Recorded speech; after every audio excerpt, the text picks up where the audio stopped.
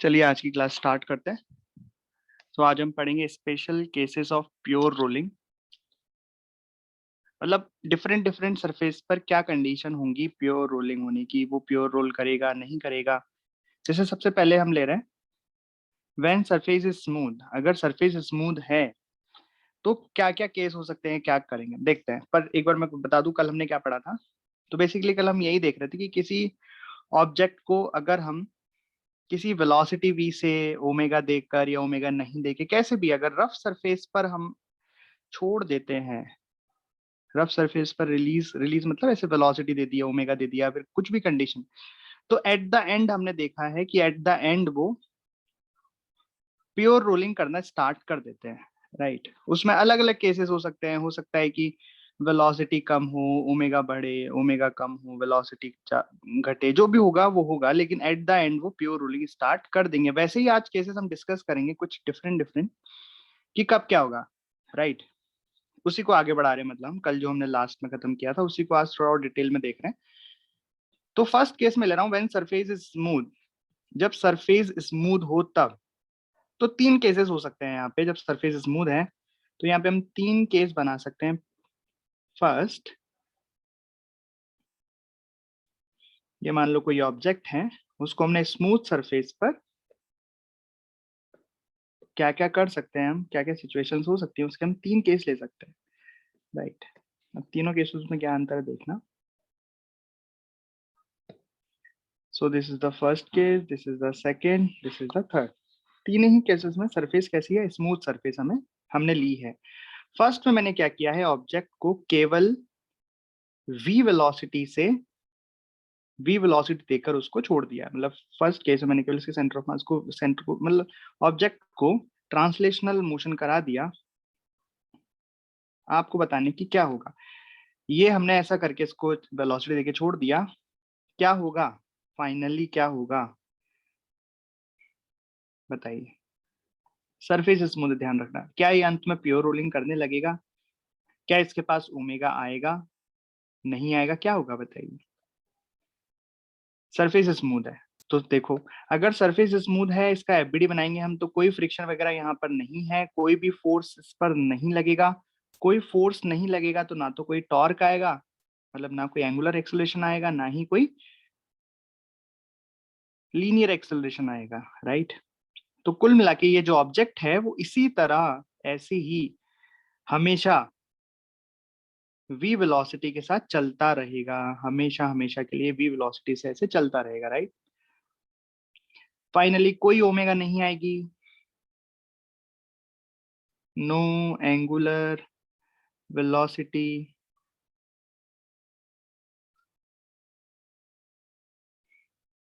Same constant velocity से हमेशा हमेशा के लिए मूव करता रहेगा। अरे बात समझ में आई।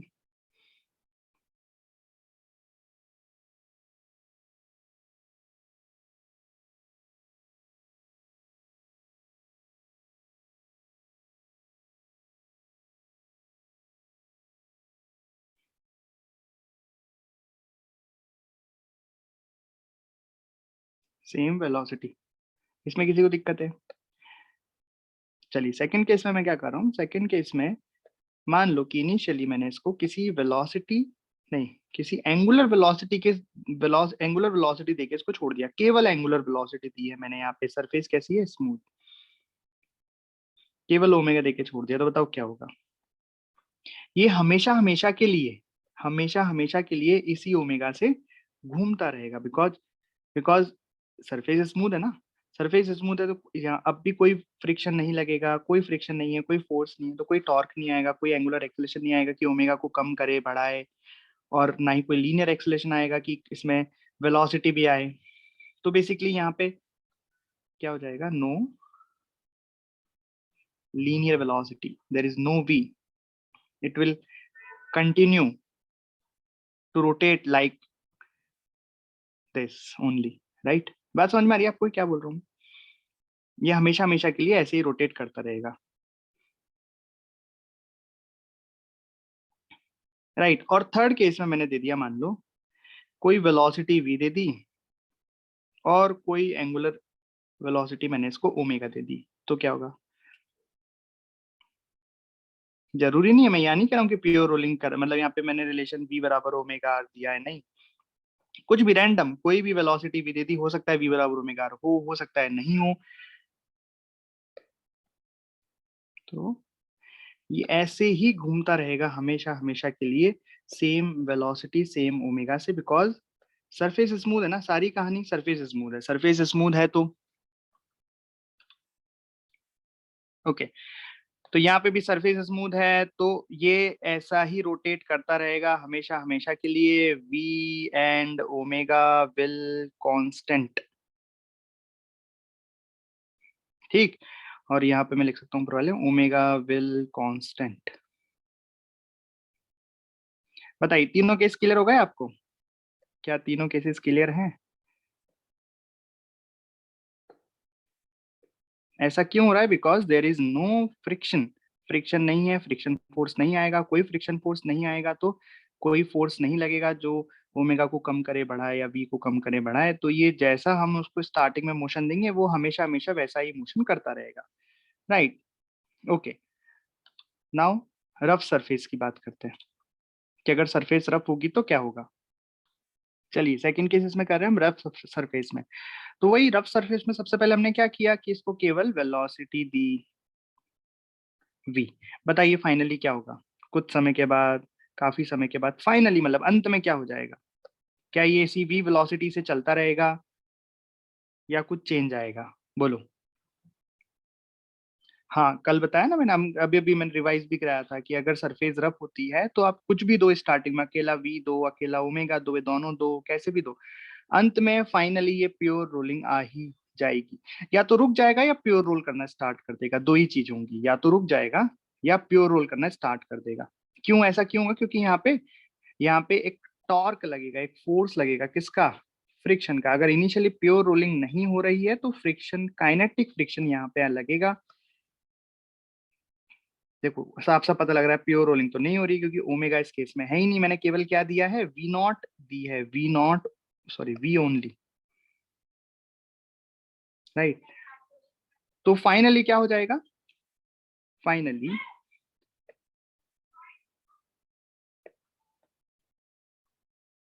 इसके पास कुछ वेलोसिटी, नई वेलोसिटी बोल दे तो कुछ नई वेलोसिटी आ जाएगी इसके पास v डैश, और इसके पास ओमेगा भी आ चुका होगा, कितना? Omega dash, right. और फाइनली v डैश बराबर ओमेगा आर को ये फॉलो करेंगे, और ये v dash equal to omega dash into r को फॉलो करेंगे, और ये प्योर रोल करने लगेगा। ऐसा क्यों हुआ बताइए? तो कौन बढ़ा कौन घटा? ये v कम हो गया, कम होके बी डॉट बी डैश हो गया, इनिशियली एंगुलर वेलोसिटी जीरो थी, जीरो से बढ़ के ओमेगा डैश हो गई।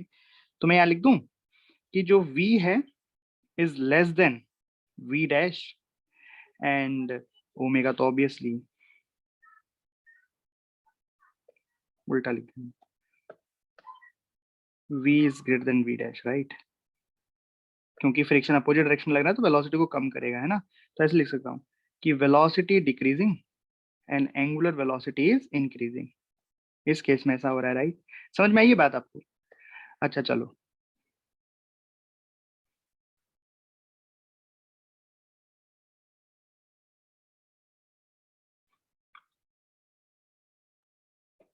इसको मैं एंगुलर मोमेंटम से भी समझा सकता हूँ, बट ठीक है अभी ऐसे ही समझ में आ गया। एंगुलर मोमेंटम से हम थोड़े अच्छे केसेस जो आएंगे उनको एंगुलर मोमेंटम से समझेंगे। ओके चलो वी, सेकंड केस। यहाँ पे मैं ओमेगा ओनली कर रहा हूँ, मतलब मैंने इसको स्टार्टिंग में क्या दिया? रफ सरफेस है, और इस ऑब्जेक्ट को मैंने स्टार्टिंग में सिर्फ और सिर्फ ओमेगा दिया, मतलब अभी सिर्फ मैंने घुमाया है और छोड़ दिया इसको, इसके पास कोई इनिशियल वेलोसिटी नहीं है। अब बताओ इसमें फोर्स किधर की तरफ लगेगा? फ्रिक्शन लगेगा, ऑब्वियस है, रफ सरफेस है, प्योर रोलिंग नहीं हो रही है तो फ्रिक्शन लगेगा, वो भी काइनेटिक लगेगा, बट किस डायरेक्शन में लगेगा? ये उधर लगता है जिधर फिसलने की टेंडेंसी होती है, उसके अपोजिट डायरेक्शन में लगता है। तो यहाँ पे देखो, अगर मैं लोएस्ट पॉइंट की जहाँ पे कांटेक्ट उसकी अगर वेलोसिटी देखूंगा तो इधर आ जाएगी ओमेगा आर, तो फ्रिक्शन किधर लगेगा? फ्रिक्शन लगेगा अपोजिट डायरेक्शन में एफ आर, राइट। तो बताइए फाइनली क्या होगा?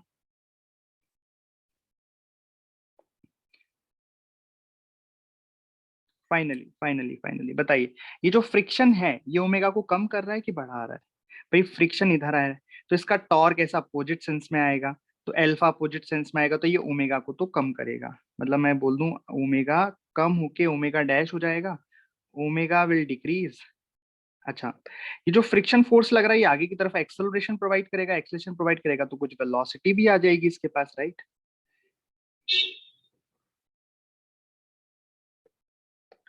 तो कुछ वेलोसिटी आ जाएगी वी डैश, और ओमेगा इस तरह से आ जाएगा ओमेगा डैश, और फाइनली प्योर रोल करने लगेंगे, वी डैश बराबर ओमेगा डैश इंटू आर, या आ जाएगा। ठीक, समझ में आई बात?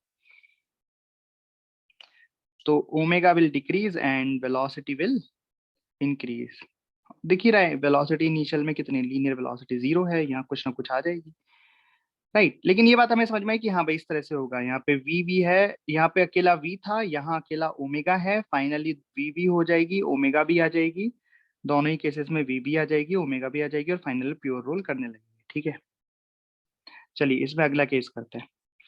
तो अभी मैंने स्टार्टिंग में केवल देखो हम किसकी बात कर रहे हैं, रफ सरफेस पर अकेला वी दिया, अकेला ओमेगा दिया, अब दोनों की बात करते हैं कि वी भी दिया और ओमेगा भी दिया। देखो ऊपर भी तो ऐसे किए थे, अपने 3 केस लिए थे। ओके, तो थर्ड केस क्या है?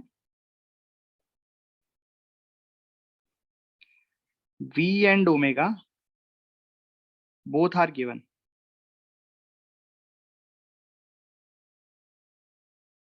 मैंने किसी ऑब्जेक्ट को v and omega both given है, लेकिन अब इसमें भी 2 केस पॉसिबल हैं। ऊपर मैंने केस नहीं बनाए दो, बिकॉज यहाँ पे तो अगर मैं अलग अलग केस बना भी लेता, मतलब जैसे इसमें मैंने क्या दिया कि वी आगे है और जो ओमेगा है वो इस तरीके से दिया है, मतलब दोनों का सेंस सेम है, दोनों इसको सपोर्ट कर रहे हैं, मतलब ये ओमेगा है उसको ऐसे घुमाना चाह रहा है और ये आगे बढ़ना चाह रहा है, तो अच्छा है, ठीक है भाई। कोई साइकिल हम चलाते हैं, कोई बाइक हम चलाते हैं और वो आगे चल रही है बाइक, है ना, आगे ही चलती है बाइक, तो वेलोसिटी आगे रहती है और वो इस तरह से घूमता है, मतलब इसको सेम सेंस कह सकते हैं, same sense of angular momentum, right? दोनों का एंगुलर मोमेंटम है सेम साइड डायरेक्शन में आएगा, मतलब एक दूसरे को ये अपोज नहीं कर रहे हैं, ये आगे चल रहे हैं। और दूसरा मैं क्या दे सकता था, मतलब कि अगर वेलोसिटी तो आगे है लेकिन ओमेगा मैंने पीछे दे दिया, अजीब सी सिचुएशन हो जाएगी तो कुछ, है ना, पर हो सकती है।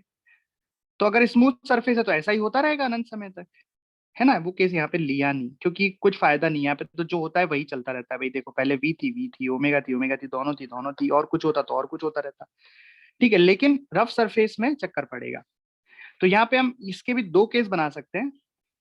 किसके? वी और ओमेगा दोनों दिए मैंने ऑब्जेक्ट को, लेकिन इसके भी 2 केस ले सकते हैं। फर्स्ट केस में मैं ले रहा हूँ v and omega are given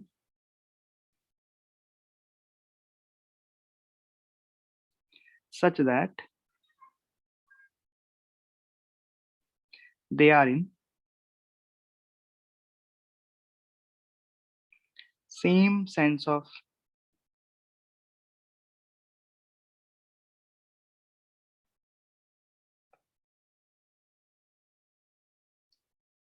angular momentum।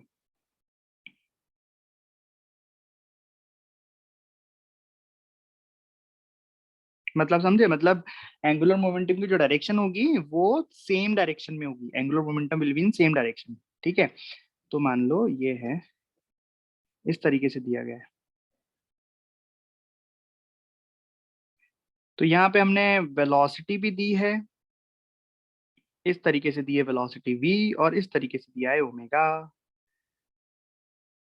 इसका मतलब क्या है कि same sense of angular momentum. भाई कोई आप एक पॉइंट p मानो यहाँ पे सरफेस पर आप कोई पॉइंट p मानोगे, इस पॉइंट p के अबाउट एंगुलर मोमेंटम लिखो बॉडी का, पॉइंट p के अबाउट एंगुलर मोमेंटम लिखो बॉडी का, लिखो, तो सेम डायरेक्शन में आएगा ना। समझ रहे हो मेरी बात? मैं अगर एंगुलर मोमेंटम लिखता हूँ इस बॉडी का मैं, तो कैसे लिखूंगा? एम आर वी और I omega. M R V की डायरेक्शन कैसे देखूंगा मैं? इस पॉइंट से यहाँ पे एक लाइन खींचूंगा, दैट इज आर वेक्टर, और ये वी वेक्टर। तो अगर मैं इसको एज अ रॉड अज्यूम करूं, तो ये वेलोसिटी ऐसे, तो मतलब ये रॉड इस तरीके से मोशन करेगी, मतलब कुल मिला के इनवर्ड डायरेक्शन आएगी, राइट? मतलब मैं यहाँ पे लिखने जा रहा हूँ m r vector cross we vector plus I omega vector, ऐसे ही लिखते हैं ना अपन एल वेक्टर। तो आर वेक्टर क्या हो जाएगा, जिस पॉइंट के आउट को निकालना है उससे ऐसे line, this is the r vector and this is the velocity vector. आप आर क्रॉस वी करोगे तो किधर आएगा, इस केस में, इस पर्टिकुलर केस में, ये तो मैंने ऊपर फॉर्मूला लिखा है, इस केस में ये आ जाएगा m r B plus I omega. Plus क्यों लगा दिए, क्योंकि दोनों ही सेंस में, दोनों ही के लिए, मतलब ट्रांसलेशन वाले के लिए और सेंटर ऑफ मास के अबाउट जो एंगुलर मोमेंटम आएगा वो इनवर्ड आएगा, राइट। इसलिए बोला same sense of angular momentum. अब इसमें भी कुछ केसेस हो सकते हैं, इसमें भी थोड़े केसेस हो सकते हैं, देखो कैसे कैसे केसेस हो सकते हैं।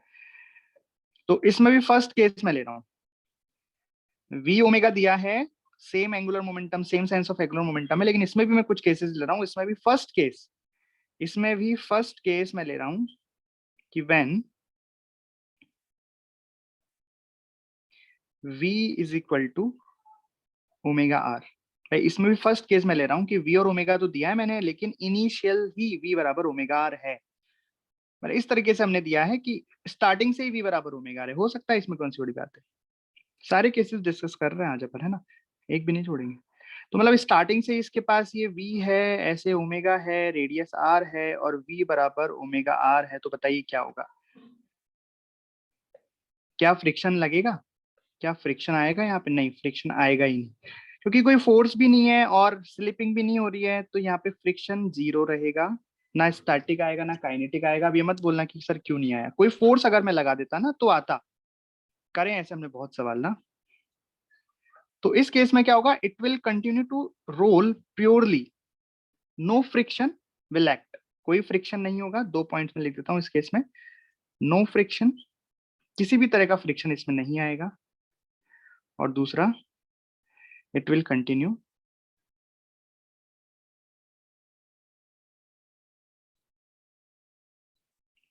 To roll purely, right. बात समझ में आई। तो ये तो बड़ा आसान सा था, इसमें तो कुछ नहीं। आगे चलते हैं, सेकंड केस इसमें मैं ले रहा हूँ कि जो वेलोसिटी है वो ज्यादा है ओमेगा आर से, वेलोसिटी ज्यादा है ओमेगा आर से। तो बताओ क्या होगा इस बार। तो हमने यहाँ पे एक सरफेस ली और यहाँ पे आपकी जो वेलोसिटी है वो ज्यादा है, या इस तरीके से वेलोसिटी v दी गई, इस तरीके से ओमेगा दी गया। बताइए फ्रिक्शन किधर लगेगा या फ्रिक्शन नहीं लगेगा, अंत में क्या होगा, सरफेस रफ है, सारी बातें बताओ।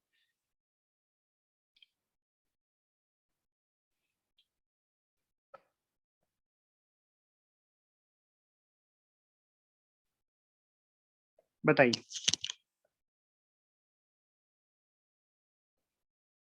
तो v ज्यादा है ओमेगा आर से, तो इस बार देखो अगर हम लास्ट पॉइंट को देखें तो इसकी वेलोसिटी आगे की तरफ इस तरह से v होगी और इस तरीके से ओमेगा आर होगी। लेकिन जैसा कि दिया गया है कि v ज्यादा है ओमेगा आर से, हमने कल सॉल्व भी किया था ऐसा केस। तो अगर वेलोसिटी ज्यादा है तो इसमें जो फिसलने की टेंडेंसी होगी वो आगे की तरफ होगी, राइट। तो फ्रिक्शन किधर लगेगा, फ्रिक्शन पीछे लगेगा। एनी डाउट फ्रिक्शन की डायरेक्शन में, एनी डाउट कि फ्रिक्शन पीछे लगेगा।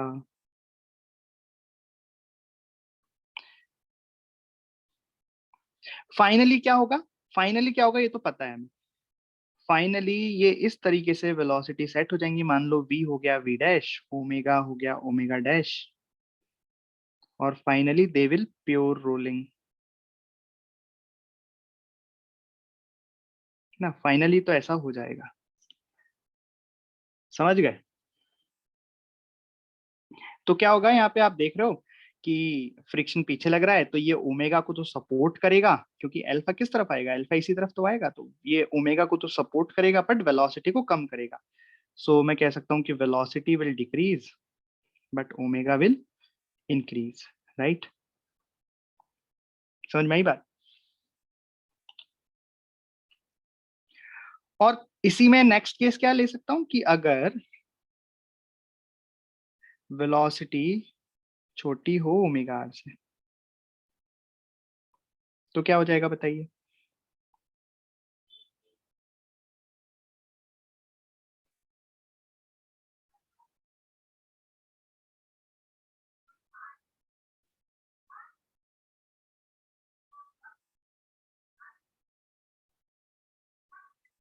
बताइए क्या हो जाएगा।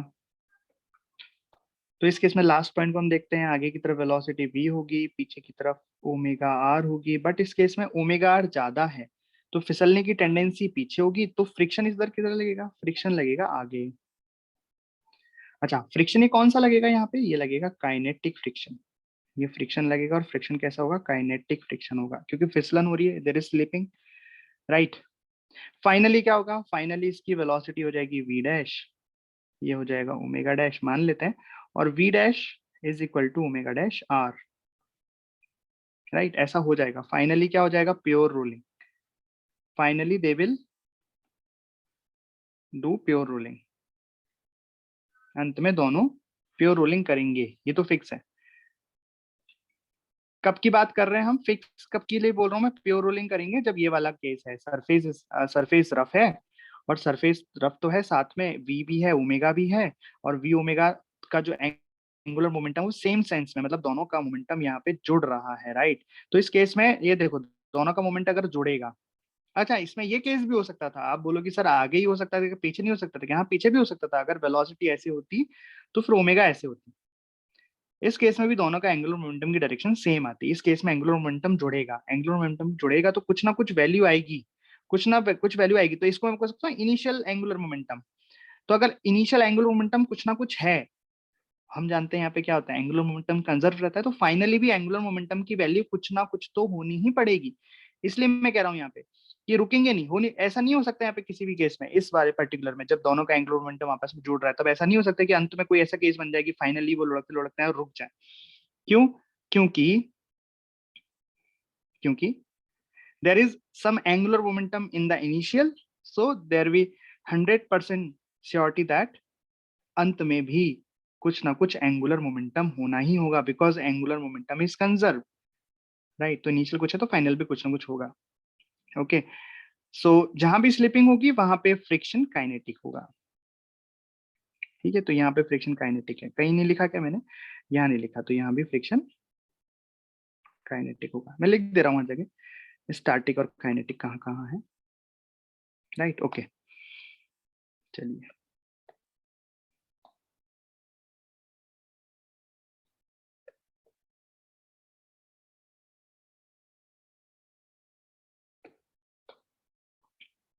ये हो गया, ये हो गया, ये हो गया, हाँ अंत वाला केस कर रहे थे हम, तो यहाँ पे बताओ कौन बढ़ेगा कौन घटेगा। तो यहाँ पे जो फ्रिक्शन है, इसका टॉर्क जो आएगा वो अपोजिट सेंस में आएगा ओमेगा के, तो ऑब्वियस है यहाँ ओमेगा तो हो जाएगा decrease, but velocity will increase. समझ गए ये बात। और फाइनली ये प्योर रोलिंग करेंगे, ओके। तो ये बात समझ में आएगी, तो ये केस खत्म हो गया। कौन सा, हम क्या बात कर रहे थे, रफ सरफेस की बात कर रहे थे। रफ सरफेस में दो केस हमने लिए, अकेला वी हो अकेला ओमेगा हो, लेकिन जब वी और ओमेगा दो हो तो उसमें एक हमने केस लिया जब दोनों का एंगुलर मोमेंटम सेम डायरेक्शन में हो, लेकिन अब इसमें हम अगला केस लेंगे कि जब दोनों का एंगुलर मोमेंटम अलग अलग डायरेक्शन में हो, राइट। दोनों का एंगुलर मोमेंटम अलग अलग डायरेक्शन में, तो इसमें सेकंड केस हम स्टार्ट कर रहे हैं कि सरफेस रफ है, समझ में आ रहा है ना अपन को, सरफेस रफ चल रही है, बट और हमने वी और ओमेगा दोनों दिया है, v and omega are given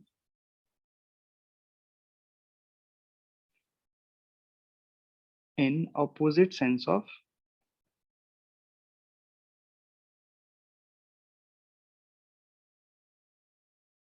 angular momentum,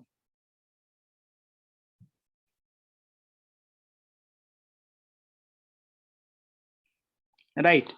अब इसमें भी अपन, अच्छा इसमें एक बार मैं एग्जांपल ले दूं, जनरल एग्जांपल की, इसमें क्या बात कर रहा हूँ मैं, कुछ ऐसी बात कर रहा हूँ, देखो कि अगर मैं मान लो वेलोसिटी तो आगे दे दूं, वेलोसिटी तो आगे दे दूं, बट ओमेगा को मैं इस तरीके से दे दूं, इस तरीके से ओमेगा को मैंने बोल दिया, इस तरीके से ओमेगा। या फिर एक केस ये भी हो सकता है, आप कहीं सोचो कि सर हमेशा वेलोसिटी आगे ही रहती है क्या, नहीं, कि वेलोसिटी हो सकता है कि मैं पीछे दे दूं इस तरीके से, और ओमेगा इस बार इस तरीके से दे दूं, सही बात है, एक ही बात है दोनों। चलिए, तो इसमें मैं क्या बोल रहा हूँ कि जो एंगुलर मोमेंटम है वो अपोजिट डायरेक्शन में, निकाल के देख लेते हैं कि एंगुलर मोमेंटम क्या होता है, वो होता है m r vector cross b vector plus I omega I about centre of mass लिखते हैं अपन, है ना। रिवाइज हो जाए, आपको याद हो जाए, इसलिए बार बार लिख रहा हूँ। तो बताइए, एंगुलर मोमेंटम अबाउट पी हम क्या लिखेंगे, तो लिखेंगे तो यही mRV into I omega, but अब डायरेक्शन की बात है, तो यहाँ पे जो ओमेगा है उसकी डायरेक्शन देख रहे हो आप कैसी है, ओमेगा कैसे घूम रहा है यहाँ एंटी क्लॉकवाइज। तो अपनी उंगलियों को जब आप एंटी क्लॉकवाइज घुमाओगे तो अंगूठा ऊपर आएगा, मतलब इस वाली की डायरेक्शन है आउटवर्ड डायरेक्शन, है ना। और इसकी कैसे देखेंगे, आर क्रॉस वी से, तो बेसिकली ये हो जाएगा आर वेक्टर, आप R vector cross we vector करोगे, R cross B right hand से, तो ये अंदर की तरफ आएगा, अंदर की तरफ आएगा। मतलब अब नेगेटिव पॉजिटिव तो आपके हाथ में है कि आप किसको नेगेटिव मानो, अंदर वाले इनवर्ट को नेगेटिव मानो या आउटवर्ड को नेगेटिव मानो, वो कोई बात नहीं है। लेकिन हाँ, डायरेक्शन का जो सेंस है वो अपोजिट आया है, मतलब ये आपस में एक दूसरे को, मतलब हम जब नेट की बात करेंगे तो ये आपस में एक दूसरे को हमें घटाना पड़ेगा। आप किसी भी प्लस ले लो, किसी भी माइनस ले लो, that is your choice, right. समझ में आ रही है बात आपको। बट ये दोनों अलग अलग सेंस में है, अलग अलग सेंस में है। तो अगर एक प्लस होगा एक माइनस होगा तो दोनों को यहाँ पे हम सब्ट्रैक्ट करना पड़ेगा, तब नेट निकलेगा, राइट। चलिए, तो इसी के लिए हम अलग अलग केसेस लेते हैं। तो इसमें जो फर्स्ट केस है, सपोज हाँ, तो इसमें फर्स्ट केस हम ले रहे हैं इस तरीके से कि सपोज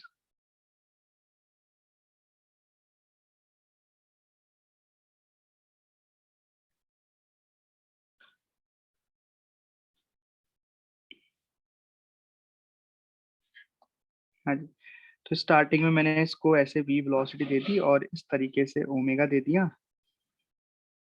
है ना। अब यहाँ केसेस थोड़े अलग है, थोड़े से अलग है, ध्यान से देखना कि देखो, ओमेगा की वजह से एंगुलर मोमेंटम लिखा है हमने पी पॉइंट के अबाउट, पी पॉइंट का एंगुलर मोमेंटम लिखा है, एक तो ट्रांसलेशनल आया एक रोटेशनल आया, राइट। तो रोटेशनल की वजह से जो एंगुलर मोमेंटम आया that is I omega, and translational motion की वजह से जो मोमेंटम आया that is m are v. तो मैं फर्स्ट केस ले रहा हूँ, फर्स्ट केस ये ले रहा हूँ कि इफ, ध्यान से सुनो, जो एम आर वी है वो बड़ा होगा आई ओमेगा से, ऐसा कुछ कि अगर m are v I omega से बड़ा होगा।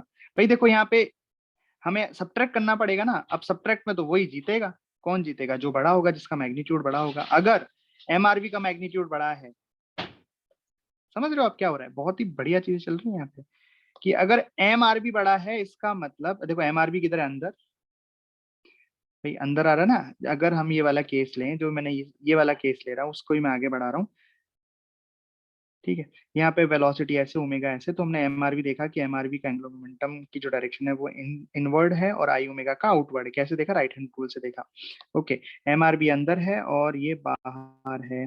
तो अगर मैं पॉइंट पी के अबाउट इनिशियल मोमेंटम देखूं, अब मैग्नीट्यूड से मतलब नहीं है हमें, हम केवल डायरेक्शन देख रहे हैं। तो जो इनिशियल मोमेंटम आए, एंगुलर मोमेंटम आएगा अबाउट पॉइंट पी, तो जीतेगा कौन, नेट कौन आएगा, इनवर्ड आएगा कि आउटवर्ड आएगा, बताओ। ऐसा आपको दे रखा है कि if M are V is greater than I omega, so कौन जीतेगा, क्रॉस जीतेगा कि डॉट जीतेगा, क्रॉस जीतेगा। तो मतलब जो इनिशियल एंगुलर मोमेंटम है वो क्रॉस रहेगा। और हम जानते हैं एंगुलर मोमेंटम तो कंजर्व रहता है, तो फाइनल जो एंगुलर मोमेंटम आएगा उसको भी अंदर की तरफ ही आना पड़ेगा। बात समझ में आ रही है, अंदर की तरफ ही आना पड़ेगा। तो ऐसा क्यों बता रहा हूं मैं, ध्यान से सुनना। अब हम इतने डिस्कस क्यों कर रहे हैं इसके ऊपर, इसलिए कर रहे हैं कि देखो फाइनल केसेस में क्या होगा। अब यहाँ पे कुछ भी केस हो सकता है अंत में रुक जाए, हो सकता है कि अंत में हम बोलते हैं ना फाइनली, अगर सरफेस रफ है, ऑब्वियस है सरफेस तो रफ है ही, हम बोलते हैं कि अगर सरफेस रफ है तो अंत में फाइनली प्योर रोलिंग स्टार्ट हो ही जाएगी। तो उसकी बात कर रहा हूँ, यहाँ पे जरूरी नहीं है कि अंत में प्योर रोलिंग स्टार्ट हुई, बिकॉज यहाँ पे एंगुलर मोमेंटम सेम सेंस में नहीं है, अपोजिट सेंस में है, राइट। तो क्या होगा उसी के लिए मैं केसेस आपको डिस्कस कर रहा हूँ। ओके, तो बताओ यहाँ पे फ्रिक्शन किस डायरेक्शन में लगेगा, पहले बताओ इनिशियली यहाँ पे फ्रिक्शन किस तरफ लग रहा है, फ्रिक्शन किस तरफ लगेगा। तो अगर मैं नीचे वाले पॉइंट की वेलोसिटीज देखूं तो v तो आगे होगी और ओमेगा आर भी आगे होगी, राइट। तो v आगे है, ओमेगा आर आगे है, तो ऑब्वियस है फिसलने की टेंडेंसी आगे होगी, तो फ्रिक्शन इसमें पीछे लगेगा, ये बात तो पक्की है।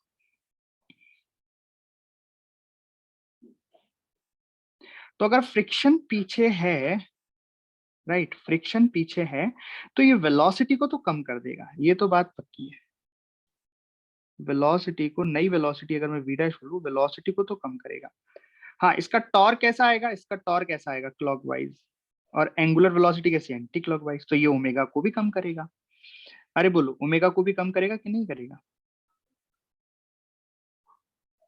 हाँ, ये ओमेगा को भी कम करता जाएगा, कम करता जाएगा, कम करता जाएगा, कम करता जाएगा, और एक मोमेंट ऐसा आएगा जब ओमेगा 0 हो जाएगा, राइट। और फिर फ्रिक्शन तो तब भी लग रहा है, क्योंकि अगर ओमेगा 0 हो गया, इसके पास अकेली वेलोसिटी है, तो क्या फ्रिक्शन लगना बंद हो जाएगा क्या? नहीं, तब भी लगेगा फ्रिक्शन तो, बिकॉज काइनेटिक फ्रिक्शन रहेगा ना भाई। अगर ऑब्जेक्ट के पास केवल अकेली वेलोसिटी आ जाए तो वो तो फिसल रहा है, फिसल रहा है मतलब फ्रिक्शन लग रहा है, फ्रिक्शन मतलब टॉर्क आ रहा है, मतलब अंत में ओमेगा तो आएगा ही आगे की डायरेक्शन में। भाई समझ में आया क्या हुआ? फ्रिक्शन पीछे लग रहा है, फ्रिक्शन लगने की वजह से एंगुलर एक्सेलरेशन आया जो एंगुलर वेलोसिटी के अपोजिट डायरेक्शन में है, तो ये ओमेगा को कम करेगा, कम करते करते जीरो करेगा। लेकिन अब बात ये है कि जीरो के बाद क्या होगा, तो जीरो के बाद ये होगा कि ओमेगा अपनी डायरेक्शन बदल लेगा फाइनली, और ओमेगा फाइनली इस तरह हो जाएगा। और फ्रिक्शन कब तक लगेगा? जब तक ये प्योर रोलिंग करना स्टार्ट ना कर दे। तो इस केस में अंत में फाइनली प्योर रोलिंग स्टार्ट हो ही जाएगी। बात समझ में आई?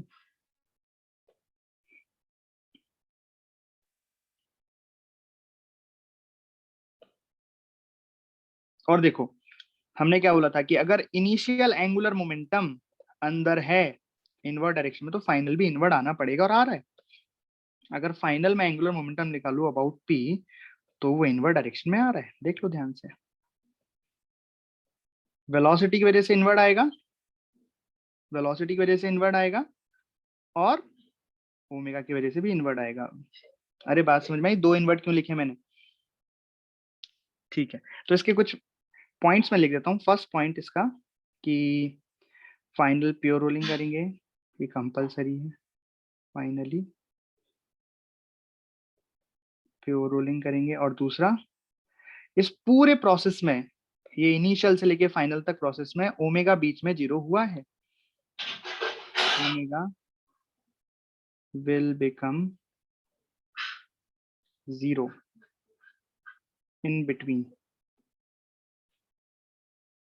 बताओ, क्या ये बात समझ में आई आपको? फर्स्ट केस समझ में आया? फर्स्ट केस में मैंने क्या लिया कि ये वाला एंगुलर मोमेंटम ज्यादा है, अंदर इनसाइड वाला एंगुलर मोमेंटम ज्यादा है, मतलब एमआरवी की वैल्यू ज्यादा है आई ओमेगा से, तो मैं कह सकता हूँ इनसाइड इनवर्ड डायरेक्शन वाला एंगुलर मोमेंटम ज्यादा होगा। तो उसको फिर मैंने सॉल्व किया, तो कंक्लूजन निकला कि फाइनली प्योर रोलिंग स्टार्ट हो जाएगी, और ओमेगा रास्ते में जीरो हो जाएगा, कहीं ना कहीं जीरो होना पड़ेगा, और फिर बाद में उसकी डायरेक्शन इस तरीके से हो जाएगी, मतलब ओमेगा ने अपना सेंस ऑफ रोटेशन चेंज कर दिया। राइट, दिखा आपको? तो एक पॉइंट ये भी लिख सकते हैं कि omega will change its direction.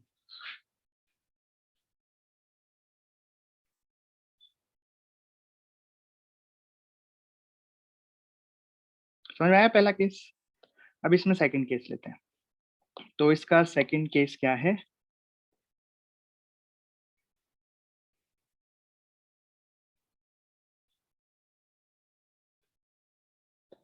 तो केस तो वही है कि वेलोसिटी इस तरीके से, ओमेगा इस तरीके से, ताकि एंगुलर मोमेंटम इनका ऑपोजिट सेंस में आए। ठीक है, लेकिन इस बार दोनों बराबर हैं। कौन कौन? M v r I omega के बराबर है।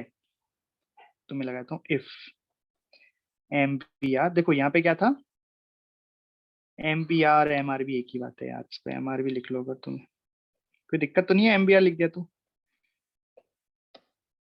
एम आर बी, हाँ भाई। तो यहाँ देखो, एम आर बी ज्यादा था, आई ओमेगा कम था, यहाँ पे दोनों बराबर कर दिए। अगर मैंने दोनों बराबर कर दिए तो बताइए, torque angular momentum, sorry angular momentum किस दिशा में आएगा? एंगुलर मोमेंटम अबाउट पी किस दिशा में आएगा, कितना आएगा बताइए? तो एंगुलर मोमेंटम आप क्या लिखोगे? M r b I omega. M r b किधर आएगा? इनवर्ड। आई ओमेगा किधर आएगा? आउटवर्ड। तो दोनों सब्ट्रैक्ट होंगे, और दोनों बराबर दे रखे हैं, तो कौन जीतेगा? अरे कौन क्या जीतेगा, मतलब जीरो आ गया। बात समझ में आई क्या? अरे जीरो आ जाएगा ना, बराबर है। ये देखो इफ ऐसा कंडीशन दिया है कि इफ, कंडीशन को आप चाहो तो यहां लिख लो,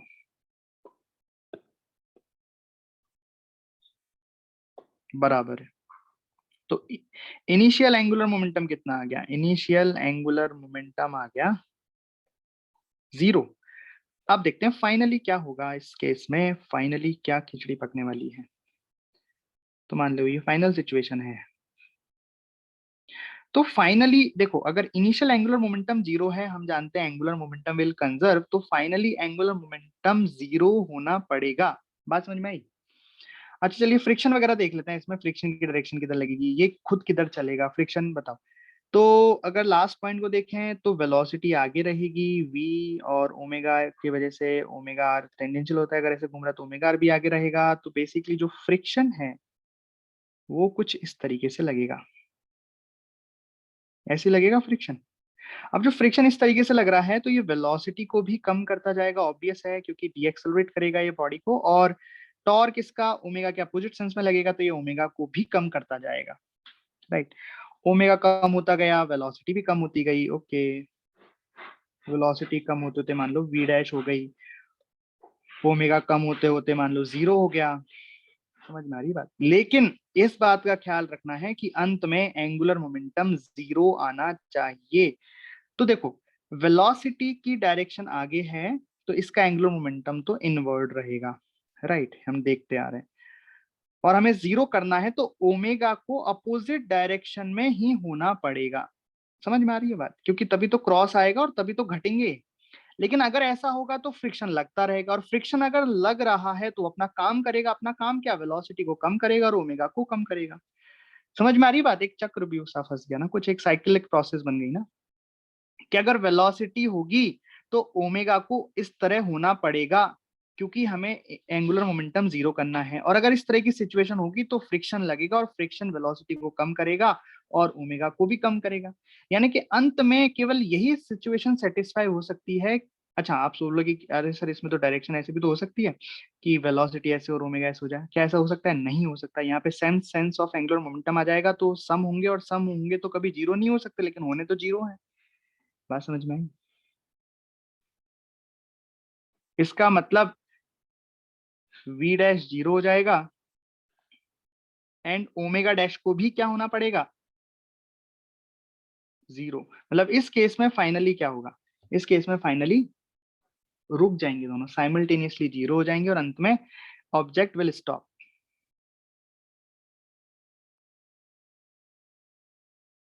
तभी ये सिचुएशन फॉलो हो सकती है, सेटिस्फाई हो सकती है। अब दोनों 0 हो गए तो उनका एंगुलर मोमेंटम भी पी के अबाउट कितना हो जाएगा? 0, right. Finally object will stop, और मैं कह सकता हूँ because L I should be equal to L F. Angular momentum को कंजर्व होना पड़ेगा। कंजर्व तो है ही एंगुलर मोमेंटम, ये तो हम ऑलरेडी देख चुके हैं कल, राइट। ये बात समझ में आई आपको कि इनिशियली अगर दोनों का एंगुलर मोमेंटम 0 तो अंत में भी 0 होना पड़ेगा, तो उनको रुकना ही पड़ेगा, क्योंकि फ्रिक्शन तब तक लगता रहेगा जब तक कि ये सिचुएशन फॉलो नहीं हो जाए, तो वही करवा के ही मानेगा, दोनों को रुकवा के ही मानेगा, राइट। चलिए, तो अब जैसे कि आपको बात समझ में आ रही है तो हम जल्दी से थर्ड केस ले लेते हैं। इसमें थर्ड केस कौन सा हो जाएगा? इफ इफ देखो, हमने पहले एमआरबी को बड़ा कर लिया, दोनों को बराबर कर लिया। अब मैं कर लेता हूँ छोटा, m r b less than I omega. तो आई ओमेगा इस बार ज्यादा है, समझना। मतलब कौन सा वाला एंगुलर मोमेंटम ज्यादा होगा, देखते हैं। तो मान लो v ऐसा है, ओमेगा ऐसा है, राइट।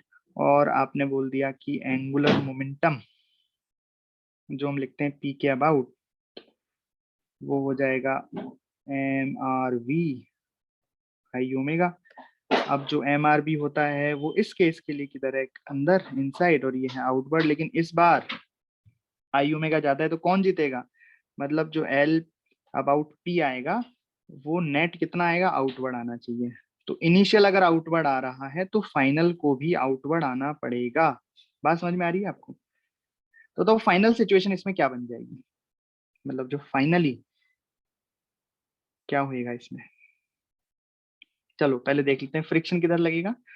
तो वो तो अपनी, जैसे v आगे है, ओमेगा आर आगे है, टेंडेंसी आगे है फिसलने की, तो फ्रिक्शन यहाँ पे पीछे लगेगा और फ्रिक्शन काइनेटिक ही लगेगा।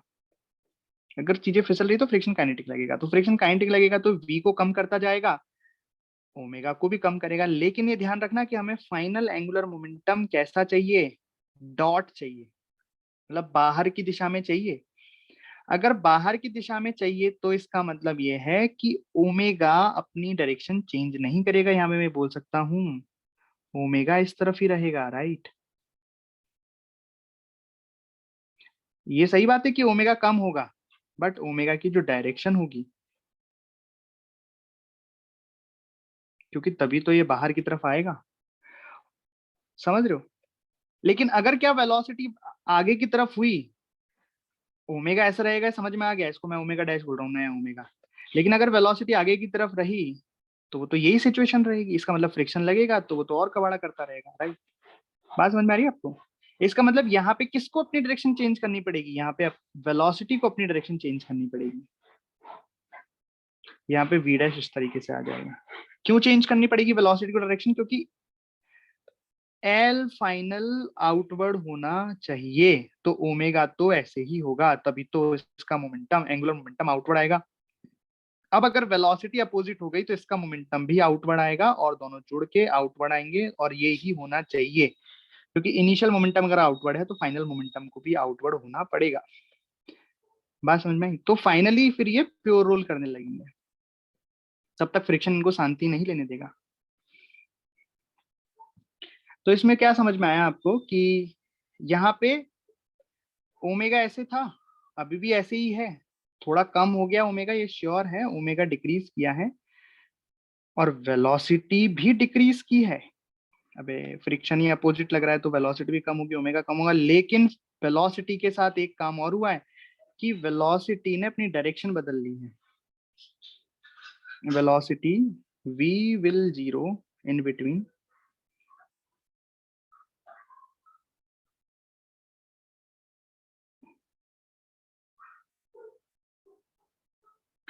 इस पूरी प्रोसेस में रास्ते में v जीरो हो गया है, v changes डायरेक्शन,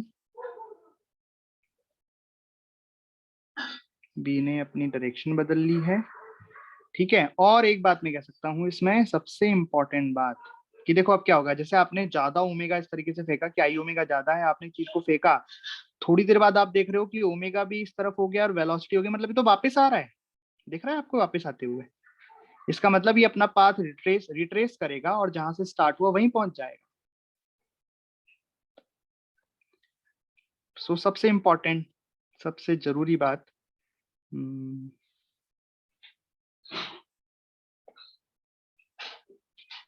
कि बॉडी और द पार्टिकल और द ऑब्जेक्ट, जो भी आप इसको बोलो,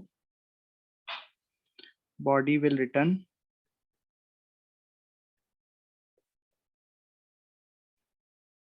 back to its position, initial position, ऐसा बोल देते अपन, body will return back to its path.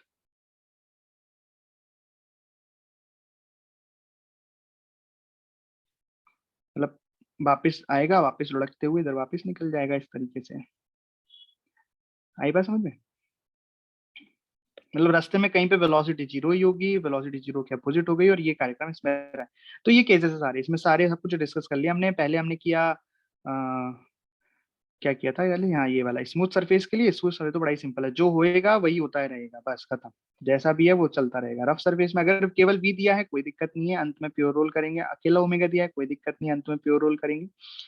अगर दोनों दिए हैं तो फिर चक्कर है कि सेम सेंस में एंगुलर मोमेंटम है, तब तो कोई दिक्कत नहीं है, अंत में प्योर रोल करेंगे, प्योर रोल करेंगे, राइट। तीनों ही केसेस में, है ना। इसमें फ्रिक्शन नहीं लगेगा, इसमें लगेगा, इसमें अपोजिट डायरेक्शन में लगेगा, लेकिन अंत में प्योर रोल करेंगे। लेकिन अगर अपोजिट सेंस में एंगुलर मोमेंटम है तो फिर कुछ भी हो सकता है। वैसे तो अंत में दो केस में तो प्योर रोल ही करेंगे, लेकिन अगर ये दोनों बराबर हो गए तो अंत में रुक जाएंगे।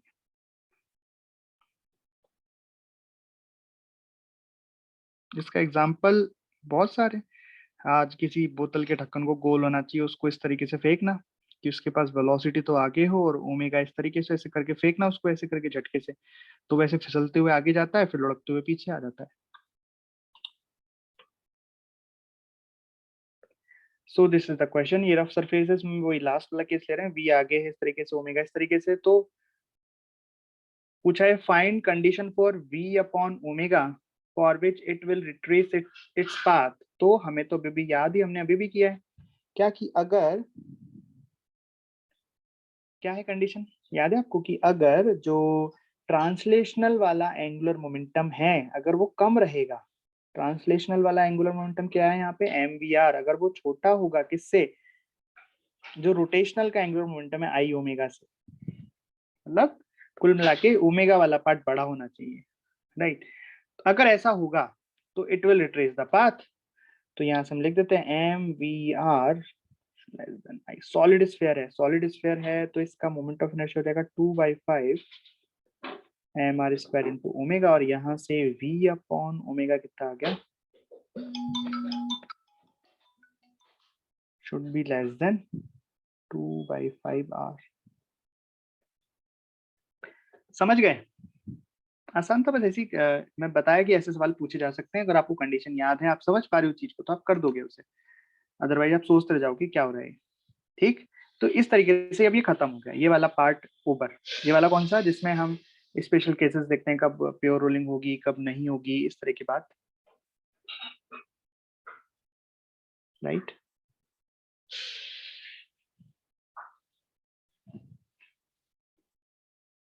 ओके, चलिए आगे अगले टाइप के क्वेश्चन पढ़ते हैं, कॉलिजन वाले इसमें।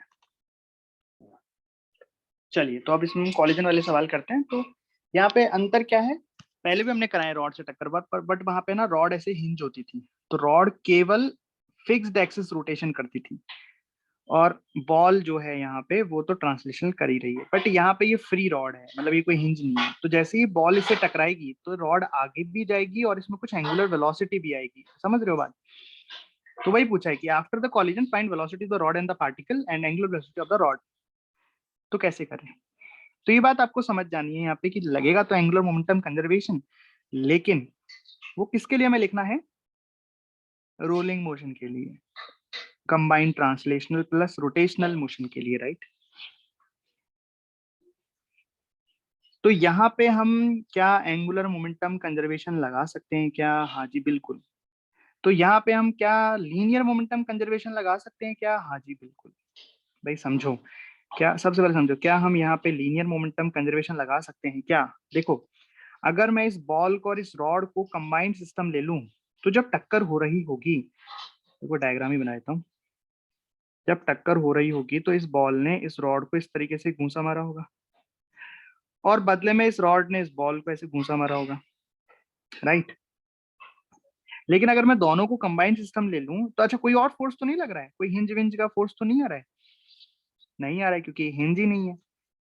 तो अगर मैं दोनों को कंबाइंड सिस्टम ले लूं तो दोनों फोर्स तो एक इंटरनल फोर्स हो गए, एक दूसरे को काट लिया, मतलब इस पर नेट फोर्स क्या है, जीरो है भैया।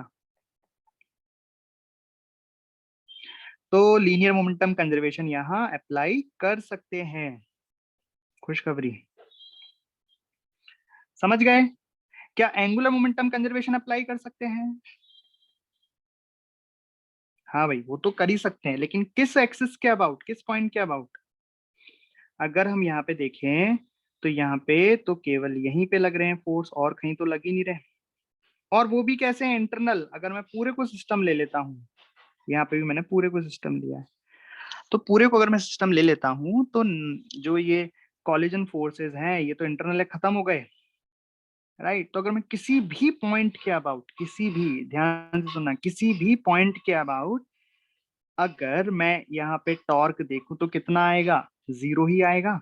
जरूरी नहीं है कि मैं इसी पॉइंट के अबाउट लिखूं, क्योंकि अगर मैं मान लो इस पॉइंट के अबाउट लिखता हूँ, पॉइंट ये, इस पॉइंट के अबाउट इस पर टॉर्क देखता हूँ, तो नॉर्मल का टॉर्क इधर आएगा, इस पे इधर आएगा, दोनों का टॉर्क दूसरे को काट देगा, और ये मतलब यहाँ पे हम एंगुलर मोमेंटम कंजर्वेशन भी लगा सकते हैं, और वो भी किस पॉइंट के about, any point, about any point. है ना मजेदार? समझ में आया क्यों? क्योंकि यहाँ हिंज नहीं है। सबसे बड़ी दिक्कत हिंज ही तो हुआ करती थी, वो हिंज तो सारे काम बिगाड़ता था अपना हिंज फोर्स लगा के।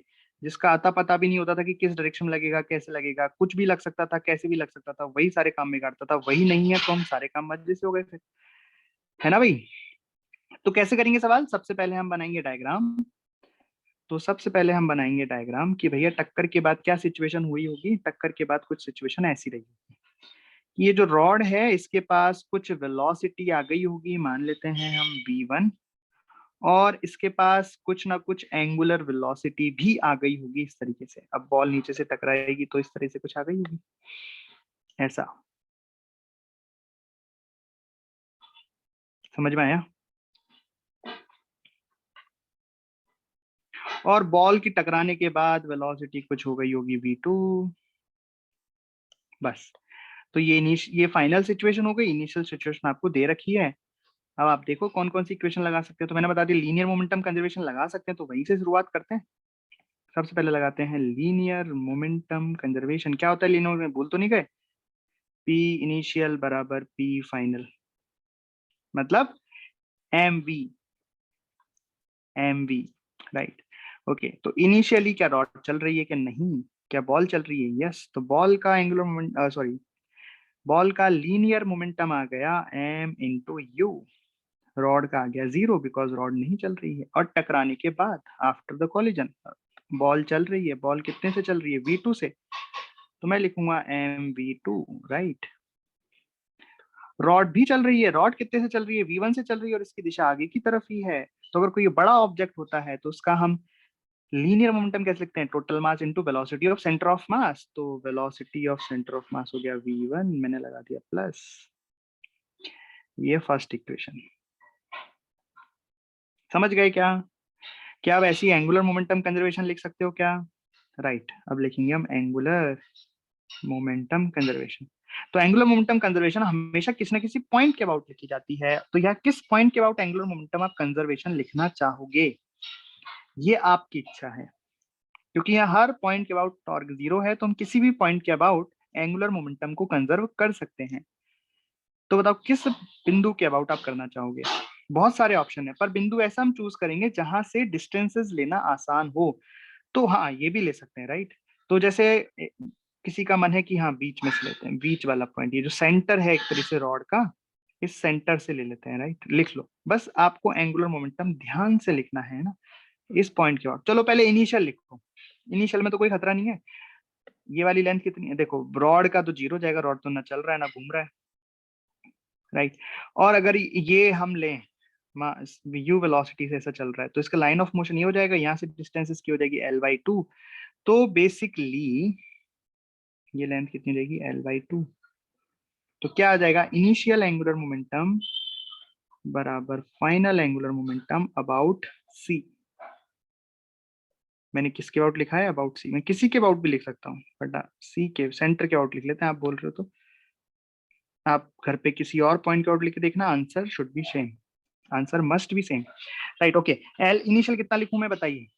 तो मास हो गया m, लेंथ हो गई l/2, वेलोसिटी है u। अब डायरेक्शन की बात कर लेते हैं। तो r वेक्टर कैसे हो जाएगा, this is the r vector, this is the u vector. समझ में आ रही बात भाई, यही है ना r vector, this is the r vector and this is the u vector. तो r क्रॉस u करेंगे किधर आएगा, आउटवर्ड आ रहा है। सोचो, ये रॉड है, वेलोसिटी ऐसे, तो रॉड ऐसे ऐसे घूम रही है ना एंटी क्लॉकवाइज, तो यस। तो क्या लगा दूं यहाँ पे, डॉट लगा दूं। डायरेक्शन बाद में देख लेंगे, जिसको जो मानना हो मान सकता है। आप चाहो तो आउटवर्ड को पॉजिटिव मान लो, आप चाहो तो इनवर्ड को पॉजिटिव मान, दैट इज योर चॉइस, बराबर। फाइनली, तो फाइनली हम देख रहे हैं, फाइनली ये v2 से चल रहा है, तो बॉल का मोमेंट एंगुलर मोमेंटम आ गया m l/2 इंटू v2। और डायरेक्शन देखने में पता लगा कि हाँ भाई ये तो अभी भी डॉट ही आएगा, ठीक। अब बात आती है रॉड की। तो अगर हम सेंटर के अबाउट यही बीच वाला पॉइंट लिया है, तो यहां से अब रॉड के लिए कैसे लिखेंगे, देखो बॉल तो क्या कर रही थी, केवल ट्रांसलेशनल मोशन कर रही थी, इसलिए एक ही टर्म आ रही थी। लेकिन रॉड आगे भी चल रही है और घूम भी रही है, तो 2 टर्म आएंगी इसके लिए। ट्रांसलेशन के लिए भी आएगी कि angular momentum of the centre of mass plus angular momentum with respect to centre of mass. तो अगर सेंटर ऑफ मास का एंगुलर मोमेंटम लिखेंगे, लेकिन हमने पॉइंट भी कहाँ मान लिया, सेंटर पे ही मान लिया, तो बेसिकली इसके लिए लाइन ऑफ एक्शन क्या हो जाएगी, लाइन ऑफ मोशन क्या हो जाएगी, ये जो पॉइंट सी से ही पास करी, तो यहाँ से डिस्टेंस कितनी हो गई, r0 ही हो गई। समझ में आ रहा है क्या? तो अगर हम रॉड के लिए एंगुलर मोमेंटम लिखेंगे, तो रॉड के लिए जो एंगुलर मोमेंटम है वो ट्रांसलेशन वाला तो कितना आ गया, 0 आ गया। क्या ये बात समझ में आई, 0 क्यों आया? हमने वो पॉइंट जिसके अबाउट हमें एंगुलर मोमेंटम लिखना है वो पॉइंट सी ही ले लिया, तो r0 हो गया इसके अबाउट, राइट। और लिखेंगे आई ओमेगा, तो आई about centre of mass omega, और ओमेगा की डायरेक्शन कैसी है, ओमेगा की डायरेक्शन ऐसी ही है, तो मैं लिखूंगा आई COM इंटू ओमेगा, और ओमेगा की डायरेक्शन कैसी है, anti clockwise, sense of rotation outward, मतलब इसका भी आया आउटवर्ड। तो ठीक है, सभी आउटवर्ड आ गए, तो आउटवर्ड को पॉजिटिव ले लेते हैं, पॉजिटिव लगा दिया यहाँ पे भी पॉजिटिव लगा दिया, जीरो का तो कुछ साइन होता नहीं है, यहाँ भी पॉजिटिव लगा दिया, इस तरीके से। आवाज आ रही है आपको मेरी? सो सी के अबाउट एंगुलर मोमेंटम 0 इसलिए आया, सी के अबाउट मतलब ट्रांसलेशन वाला कंपोनेंट 0 इसलिए आया रॉड का, बिकॉज लाइन ऑफ मोशन भी यही है और सेंटर ऑफ मास से जो दूरी है वो भी यहीं से तो लेंगे, तो r बराबर 0 हो जाएगा। बेसिकली हम लिखते हैं एम आर बी, r हो गया 0, तो ये टर्म 0 यानी किसी और पॉइंट के अबाउट लिखोगे आप तो वो 0 नहीं आएगा, कुछ और आएगा, लेकिन आंसर फाइनल सेम आएगा। फाइनल जो आंसर आएगा ना V1 V2 और ओमेगा का, वो सेम आएगा। चलो एक बार देख लो अननोन कितने हैं और नोन कितने हैं, तो अननोन हो गया V1 V2 एंड ओमेगा, तो अननोन तो 3 है पर इक्वेशन तो 2 ही है। तो बताओ एक इक्वेशन कहाँ से आएगी, बताओ पूरे क्वेश्चन को ध्यान से देखो और एक इक्वेशन बताओ कहाँ से आएगी। यस ऑब्वियस, ई की इक्वेशन। सो ई की इक्वेशन लगाते हैं, तो ई की इक्वेशन क्या होती है पहले वो देख लेते हैं। सभी जानते हैं ई की इक्वेशन क्या होती है, velocity of separation divided by velocity of approach. और काम की बात क्या है इसमें, जानने वाली बात ये है कि जो वेलोसिटी ऑफ सेपरेशन और वेलोसिटी ऑफ अप्रोच लिखी जाती है ये लाइन ऑफ इम्पैक्ट पे लिखी जाती है। पता है ये बात, पता ही है। तो लाइन ऑफ इम्पैक्ट क्या है इसमें, जहाँ पे टक्कर हो रही है वही लाइन ऑफ इम्पैक्ट है, ये और ये, राइट। तो वेलोसिटी ऑफ सेपरेशन लिखो पहले, line of impact, velocity of separation बोलो। तो रॉड की कितनी हो जाएगी, तो रॉड की आगे की साइड दो वेलोसिटी, आपको लिखने सिखाया था ना वेलोसिटी। अब कोई रोलिंग ऑब्जेक्ट है मतलब CTRM है, तो यहाँ पे दोनों का सुपर इम्पोज होगा, ट्रांसलेशनल का और रोटेशनल का। तो इस पॉइंट की वेलोसिटी कितनी आ जाएगी रॉड की, V1 तो आएगी क्योंकि ये ट्रांसलेशनल V1 है, प्लस ओमेगा इंटू L/2। है ना मजेदार, अरे है ना मजेदार, आपको सिखाई थी ना वेलोसिटी लिखना स्टार्टिंग में जब CTRM स्टार्ट किया था, सुपर इम्पोज करके। ये तो हो गई सेंटर ऑफ मास की V1 और सेंटर ऑफ मास के रिस्पेक्ट में हो गई। तो वेलोसिटी ऑफ सेपरेशन कितना लिखोगे बताइए, वेलोसिटी ऑफ सेपरेशन कितना हो जाएगा, V1 plus omega L/2 minus V2। समझ आया, ये तो दूर जा रहा है, ये पास आ रहा है, तो सेपरेशन में ये पॉजिटिव और ये नेगेटिव। और वेलोसिटी ऑफ अप्रोच में क्या लिखोगे, अकेला ये पास आ रहा है, अकेला अप्रोच है तो U आ जाएगा नीचे, और ये कितना हो जाएगा 1, क्योंकि दे रखा है आपको E बराबर 1। तो this is the third equation. अब 3 अननोन है, 3 इक्वेशन है, क्या सॉल्व हो जाएंगे? देखो भाई, फर्स्ट इक्वेशन हमने बनाई मोमेंटम को कंजर्व करके, लीनियर मोमेंटम को कंजर्व करके। सेकंड इक्वेशन हमने बनाई एंगुलर मोमेंटम को कंजर्व करके।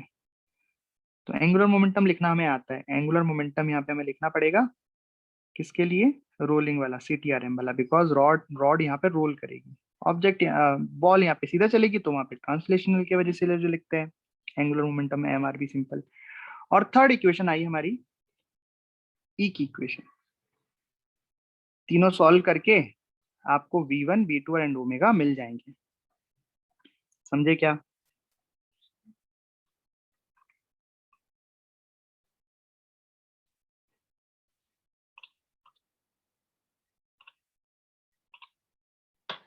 चलिए तो फिर आज हम यहीं तक रखते हैं, इसको अच्छे से रिवाइज करना। इस क्वेश्चन को देखना, ये अच्छा क्वेश्चन है ये वाला। ओके।